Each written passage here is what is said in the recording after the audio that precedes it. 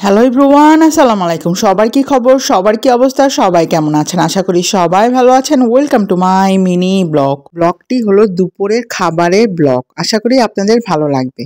খাবারে কি কি ছিল? খাবারে সিম্পল খাবার ছিল আজকে সাদা ভাতের সাথে বেগুন দিয়ে ছেঁচা মাংস বলি, আপনারা কি বলেন আমি জানি না, আমরা ছেঁচা মাংস বলি। এটা কুরবানির মাংস থেকে রাখা হয়, সাথে লেবু পেঁয়াজ ছিল ও অমৃত ছিল একসাথে। আমরা ঢাকায় বলি ভাজা মাংস, মানে এটা ভাপ দিয়ে তারপরে ভাজা হয়, তেল আর মাংস সলিড পিস একসাথে ভাজা করতে করতে এটা পুরা বছর সংরক্ষণ করা যায়। তারপর খিচুড়ি, তারপরে আপনারা ওই যে কুলি পিঠার মতন পিঠাও বানাইতে পারেন, তারপরে পরোটা দিয়ে, চালের রুটি দিয়ে, কুলি পিঠার মতন শেপ, কিন্তু ওটা অ্যাকচুয়ালি ঝাল পিঠা। পিঠাটা ভাজা হয় মাংস ভিতরে দিয়ে কুলি পিঠার শেপ অনুযায়ী। সাদা পোলাও আর চিতই পিঠার সাথেও খেতে পারেন আপনারা। Subscribe my YouTube channel, Facebook থেকে দেখে থাকলে লাইক অ্যান্ড ফলো করে দেবেন। Thank you.